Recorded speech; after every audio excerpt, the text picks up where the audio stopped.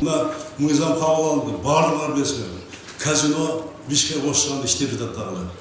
Канча казино бар иштеп жатат. Мунун артында ким турат? Ким иштеп келет? Экономика кылмышка каршы биздин кызмат иштеш керек. Бүт казино иштеп жатат. Барлыгы билесиңер. Ал түшкөн жок мамлекеттин үчүн каражат. Ошонун үстүндө турган адамдарга түшүп жатат. Эмне үчүн жабылып кетип барат? Мыйзам кабылган.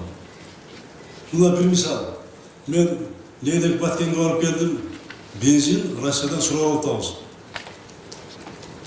Күйүүчү майларды биз Россиядан почтадан чыгарып атабыз. Мына күнөө боюнча экспорт кетип атабыз. Мен мына Баткенге Лейдекке бардым. Жолдорду Таистебе бензинге ташып атып, миллиардден сом болгон жолдорду мына талкалап атышат.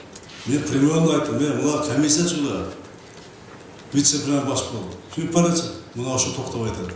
Аны билет бар детең. Аны ким ташып атат, ким кылып атат, ким жасап атат.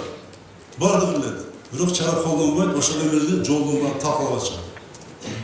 Ошол бесек абайда турат, билет. Алла кое берген. Ошол жерде иштеп аткан ылдыйкы жактакы тапшырма берсе, финансалык полициянын балдарына ылжак. Алар токтотуп коет, анда тапшырма жок. Жогору жактан. Үчүн дегенде бардыгы билет, бирөөнүн баарын коргойт. Ошон үчүн жолдор талканалып, миллиард деген бюджетте каражаттар жок болуп атат.